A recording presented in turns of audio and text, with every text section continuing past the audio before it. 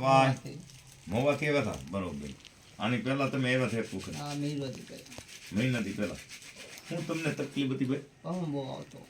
પવન એટલે ધૂણતા બહુ ધૂનતા બહુ એવું કઈ થાય કે ધૂણવા મળે હા પછી અહીંયા આવ્યા ત્યાં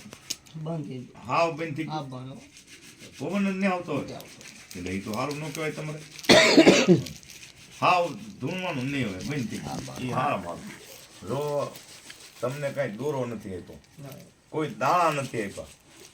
કાંઈ તમને ભભૂતિ ને ભાઈ કાંઈ નથી કર્યું કાંઈ